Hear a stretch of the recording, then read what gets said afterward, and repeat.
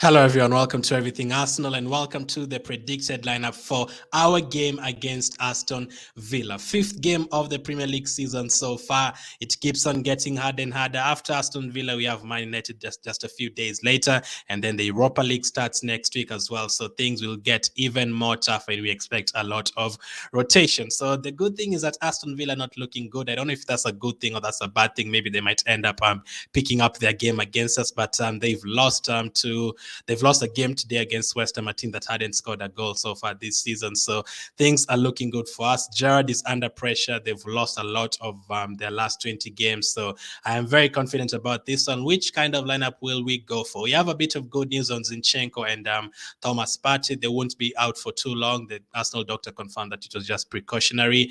Both of them, they aren't going to be risked. Personally, I still wouldn't play them against Aston Villa. I'd wait for the Man United game for them to come back. Or if Zinchenko is not serious, from the way you're celebrating yesterday with Gabriel, it doesn't look that seriously injured. So if we have to play him, I'd bring him off the bench maybe for the last 20 minutes to get him ready for the game. But for the other player, I wouldn't bring him at all. Partey, I'd wait for the Man United game. So what will Mikel Arteta do this week against Aston Villa? So in terms of the back line, I expect it to remain the same. Ramsdale in goal, Tierney at left back, Gabriel, Saliba, and Ben White. So I will tell you about the three other things we could do in terms of okay, I will do the lineup first, and then I'll tell you about the three other things we could see in this lineup. One of them involves Kieran Tierney. So that is the same lineup I'm expecting. Like, we haven't kept clean sheets in the two home games that we've played this season, and in away games, like, we've kept clean sheets in both of them.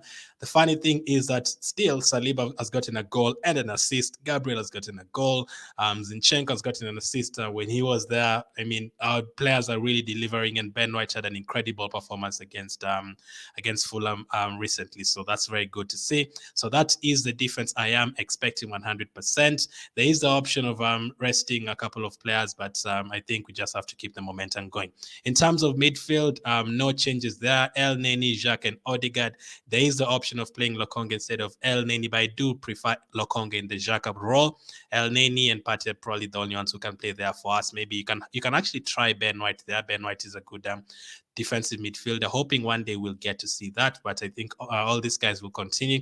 The thing with Jack and Odegaard, they're not really players that need to be rested. They can play every single game. That's a good thing. El Neni, the other day, a lot of complaints, including from me, about him being slowing down the game a bit. But hey, when you don't have anyone else, you just play him. I think he can still do the job, especially in the home game. So that is the midfield we are expecting. And then in terms of the forward line, same Saka, Jesus, and Martinelli. Nothing changes there at all. Jesus, he has not scored in the last couple of games, but in the kind of presence he has in the team, the kind of influence he has in the team is incredible. And then obviously Bukayo Saka and Martinelli. Bukayo Saka still hasn't scored a goal this season. Odegaard has gotten 3. Jesus has gotten a couple. Martinelli has gotten a couple. So Bukayo Saka is the only one not to score, but he has picked up a couple of assists. So the other option is to rotate Martinelli, but again, I will talk about the three other things we could do at the end of the video.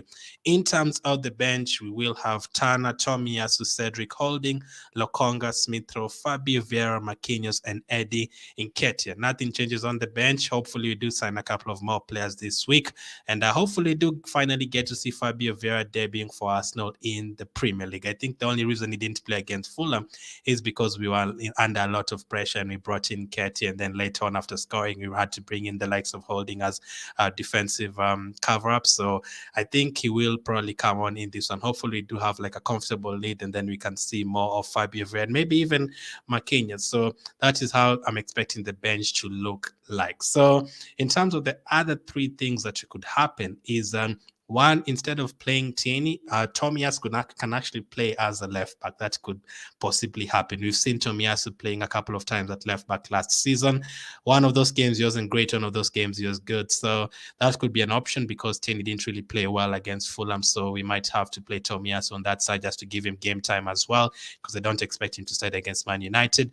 There's also the option of starting with Cedric at left back instead of Tierney. That could also happen. And then in terms of midfield, instead of of playing Martinelli, you rest him for the Man United game, and then you start adding Nketiah could start.